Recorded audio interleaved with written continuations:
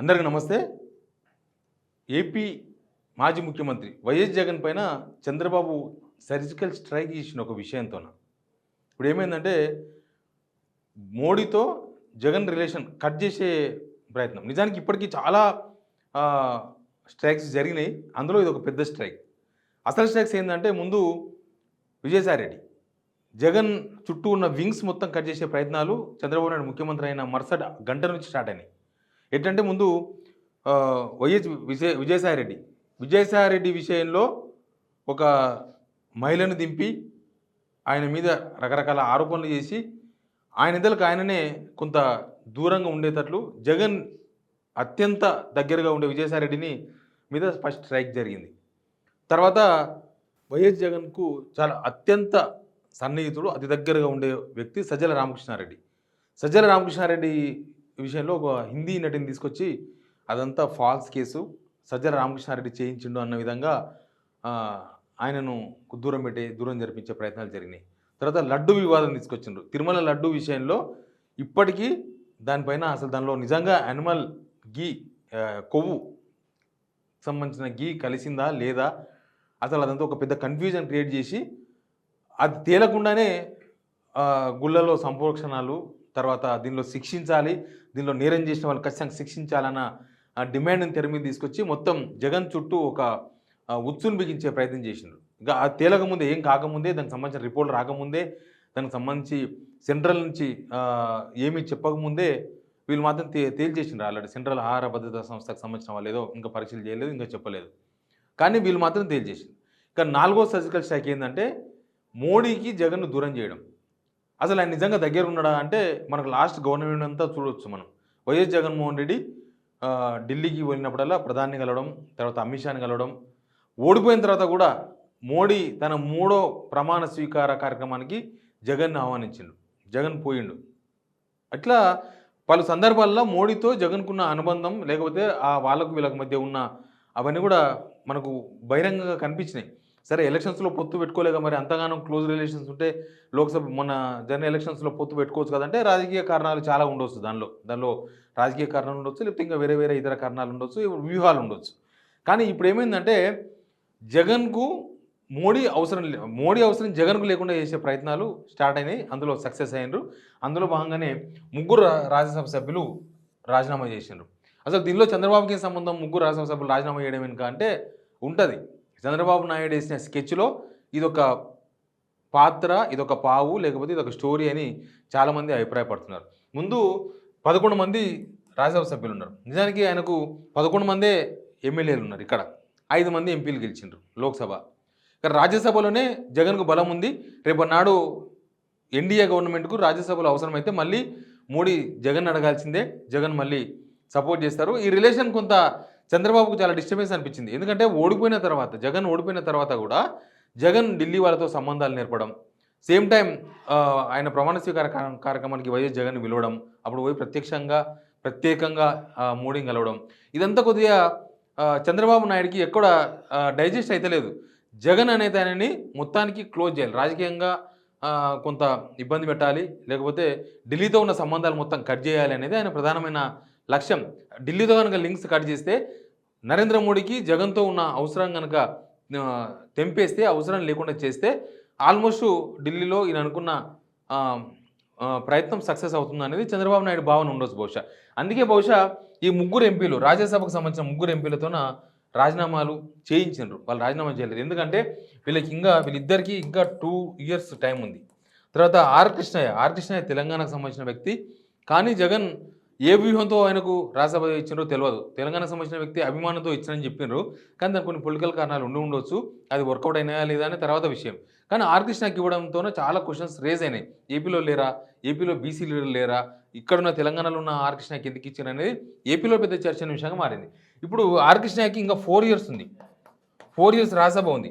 మళ్ళీ చంద్రబాబు చెప్తే వీళ్ళు రాజీనామా చేస్తే వీళ్ళకి నష్టం కదా, వీళ్ళు ఏం చేస్తారు అంటే దీన్ని పర్యవసానాలు, లేకపోతే చంద్రబాబు నాయుడు చేయించినా లేదా అనే విషయాలు కొద్దిగా ముందు ఇంకా చాలా క్లియర్గా అర్థమవుతుంది. ఇప్పుడున్న చాలా మందిలో ఉన్న చర్చ అది నిజమా అబద్ధం అనే విషయం తర్వాత తెలుస్తుంది. కానీ చంద్రబాబుకి అయితే అవసరం ఉంది.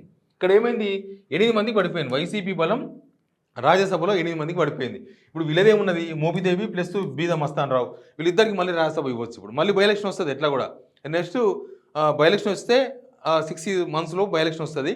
ఆ బై ఎలక్షన్ వచ్చినప్పుడు ఖచ్చితంగా వీళ్ళు మళ్ళీ ఎంపీలుగా వీళ్ళకి అవకాశం ఇస్తే మళ్ళీ ఖచ్చితంగా గెలుస్తారు కూడా. ఎందుకంటే ఎమ్మెల్యేలు ఓట్లు వేస్తారు. ఎమ్మెల్యేలు టీడీపీకే ఉన్నారు. వీళ్ళకున్న వైసీపీకి ఉన్న బలం సరిపోదు. కాబట్టి ఖచ్చితంగా ఆ ఇద్దరు ఎంపీలు మళ్ళీ టీడీపీ వాళ్ళే గెలుస్తారు. కాబట్టి బహుశా వీళ్ళు ఇవాళనో రేపో టీడీపీలో చేరబోతున్నారు అన్న ప్రచారం కూడా ఆల్రెడీ స్టార్ట్ అయింది. వీళ్ళిద్దరు టీడీపీలో చేరుతున్నారని. నిజానికి ఎవరైనా సరే ఒకవేళ అధికార పార్టీలో చేరాలనుకున్న వాళ్ళు ఎమ్మెల్యేలైనా లేకపోతే ఎంపీలైనా కూడా డైరెక్ట్గా రాజీనామా చేయకుండా పోయి చేరొచ్చు. రాజీనామా చాలామంది లేరా బీజేపీలో చేరలేదా? బీజేపీలో సీఎం రమేష్, తర్వాత టీజీ వెంకటేష్ లాంటి నలుగురు ఎంపీలు పోయి టీడీపీ నుంచి పోయి బీజేపీలో చేరారు. అయితే ఇక్కడ ఈ ఎంపీలను ఇద్దరిని వీళ్ళిద్దరు ఏపీకి సంబంధించిన బీద మస్తాన్ రావు తర్వాత మోపిదేవి వెంకటరమణ వీళ్ళిద్దరికీ మళ్ళీ టీడీపీ ఎంపీలుగా వాళ్ళు ఎట్లా టీడీపీలో చేరుతారంటున్నారు. కాబట్టి బహుశా రేపు ఎంపీ పోస్టులు ఇస్తే కూడా వాళ్ళు మళ్ళీ ఎంపీలో గెలవచ్చు. అయితే నెక్స్ట్ ఆర్ కృష్ణయ్య ఎందుకు రాజీనామా చేస్తాడు? ఆర్ కృష్ణయ్యకి 4 సంవత్సరాలు ఉంది కదా. ఆయన రాజ్యసభ ఇవ్వడం, ఆయన బీసీల గొంతు వినిపించే అవకాశం ఉన్నప్పుడు రాజ్యసభలో ఆయన ఇప్పుడు ఏపీ కేటగిరీలో ఆయన ఉండొచ్చు. కానీ ఆయన తెలంగాణ ప్రజల తరఫున కొట్టాడొచ్చు రాజ్యసభలో. కానీ ఆయన ఎందుకు రాజీనామా చేసిన మరి అంటే ఈ సంఖ్యను తగ్గించే ప్రయత్నంలో భాగంగా వీళ్ళ ఒప్పుకున్నట్టుగా రాజీనామా చేపిస్తున్నారు ఏమన్నా చర్చ ఉంది. నిజంగా ఆర్ కృష్ణ గారు ఏం చేస్తారు మరి? వీళ్ళంటే టీడీపీలో చేరుతారు, ఎంపీ అవుతారు. ఆర్ కృష్ణ గారు ఏం చేస్తారు? ఆర్ కృష్ణయ్య కూడా త్వరలో బీజేపీలో చేరొచ్చు అన్న ప్రచారం ఉంది. బీజేపీలో చేరితే ఏమి ఇస్తారు? బీజేపీలో చేరితే బీసీ నేషనల్ కమిషన్ చైర్మన్ ఇవ్వబోతున్నారన్న చర్చ కూడా ఉంది. ఆల్రెడీ కాంగ్రెస్ మల్లురవి లాంటి వాళ్ళు పోయి మా పార్టీకి రమ్మని ఆహ్వానించారు. తర్వాత బీఆర్ఎస్ వాళ్ళు మళ్ళీ ఎవరైనా టచ్లో ఉన్న లేదో తెలియదు. ఇప్పటిదాకా ఇన్ఫర్మేషన్ బయటికి రాలేదు. తర్వాత బీజేపీ గ్రౌండ్లో ఆల్రెడీ వాళ్ళంతా చర్చలు అయిపోయినాయి. ఇదంతా ఒక ముందస్తు ప్రిప్లాన్లో భాగంగానే ఆర్ కృష్ణయ్య కూడా రాజీనామా చేసిండు అనేది ఒక రకమైన చర్చ పొలిటికల్ సర్కిల్లో నడుస్తున్నది. ఇట్లా ఇక్కడ నష్టపోయినది ఏం లేదు. వీరు ముగ్గురు నష్టపోయేది ఏం లేదు. కానీ ఇక్కడ జగన్కు నష్టం. వైఎస్ జగన్ 8/11 ఉంది. అవసరమైతే రేపు ఇంకొక 3 ఎంపీలు కూడా రాజీనామా చేస్తారని చెప్తున్నారు. రాజీనామాలు చేసిన వాళ్ళకు టీడీపీ మళ్ళీ ఏదైనా ఆఫర్ చేయొచ్చు. వాళ్ళు మళ్ళీ ఏదైనా ఒక పదవిలో వాళ్ళు వెలువొందొచ్చు. కానీ ఇక్కడ జగన్ ఏమైందంటే జగన్ బలం తగ్గిపోతుంది. రాజ్యసభలో జగన్ బలం తగ్గిపోతుంది. ఇది ఒక పెద్ద సర్జికల్ స్ట్రైక్. ఇప్పటిదాకా అటు విజయసాయిరెడ్డి పైనో లేకపోతే సజ్జల రామకృష్ణారెడ్డి పైనో లేకపోతే లడ్డు వివాదమో ఇంకేదైనా వివాదాలు వచ్చినా ఇవన్నీ కూడా పొలిటికల్గా మనకు బయటకు కనిపిస్తున్న వివాదాలు. కానీ ఈ వివాదం ఏంటంటే కొట్టకుండా దెబ్బ కొట్టడం అనమాట. కట్టె లేకుండా దెబ్బ కొట్టడం. ఇప్పుడు జగన్కి ఏమవుతుంది? జగన్ వింగ్స్ను ఎట్లయితే దెబ్బ కొట్టుకుంటూ వచ్చిండ్రో సేమ్ ఇప్పుడు ఏకంగా జగన్ అనే ఒక మొదలు జగన్ అనే ఒక చెట్టు, ఆ చెట్టు మొత్తానికే బలం లేకుండా చేస్తే అందులో భాగంగానే బహుశా ఈ 3 ఎంపీలు అవసరమైతే ఇంకొక 3 ఎంపీలు రాజీనామా చేపిస్తారు అన్న ఒక చర్చ ఒకటి నడుస్తుంది. బహుశా ఎవరైనా పార్టీలో ఇంతకుముందు చెప్పినా కదా టీడీపీ నుంచి బీజేపీలో ఎవరైనా వాళ్ళు రాజీనామాలు చేసిండ్రా? చేయలేదు. వాళ్ళు అట్లా ఎంపీలుగా ఉన్నారు. మళ్ళీ వీళ్ళు కూడా ఎంపీలుగానే పోయి టీడీపీలో చేరొచ్చు. కానీ ఆ బలం మళ్ళీ ఎప్పటికో జగన్ దీని మీద మళ్ళీ ఫైట్ చేయడము, జగన్ మళ్ళీ ఈ పేరు మీద మోడీ దగ్గర పోవడము, మళ్ళీ ఇదే పేరు మీద మా ఎంపీలను టీడీపీ వాళ్ళు చేర్చుకున్నారన్న ఒక కారణం చూపించి మళ్ళీ ఢిల్లీ వాళ్ళ దగ్గర ఇంకా దగ్గర అయ్యే ప్రయత్నాలు చేయడము ఇవన్నీ కూడా జరుగుతాయి. కాబట్టి దానికి అవకాశం లేకుండా రాజీనామాలు చెప్పించి ఎట్లా మనకొచ్చే ఎంపీలే కాబట్టి మళ్ళీ మనమే ఇస్తాం కాబట్టి ఇబ్బంది లేదు అన్న కోణంలో బహుశా ఈ దెబ్బ కొట్టుండొచ్చు అనే చర్చ నడుస్తుంది. బట్ ఈ 3 ఎంపీల రాజీనామాల వెనుక చంద్రబాబు నాయుడు హస్తం ఉందని చాలా చాలా చాలా రాజకీయ సర్కిల్లో చాలామంది దీనికి సంబంధించిన పరిశీలిస్తున్న వాళ్ళు ఏపీ రాజకీయాలను కానీ తర్వాత చంద్రబాబు నాయుడు పాలిటిక్స్ని కానీ చూసిన వాళ్ళు చెప్తున్నారు. ఇప్పుడు జగన్ పరిస్థితి ఏంది? జగన్ ఆల్రెడీ అసెంబ్లీకి రానని ప్రకటించుకున్నారు. నెక్స్ట్ ఆయన లోక్సభలో పెద్దగా బలం లేదు. సేమ్ రాజ్యసభలో ఇంత బలం ఉందనుకుంటే అక్కడ కూడా జగన్ వీక్ చేసే ప్రయత్నాలు నడుస్తున్నాయి. ఇదంతా చూస్తే జగన్ని మొత్తానికి రాజకీయంగా వీక్ చేసే ప్రయత్నాలు, ఆయనను కంప్లీట్గా వీక్ చేసే ప్రయత్నాలు నడుస్తున్నట్టుగా చాలా క్లియర్గా కనబడుతుంది.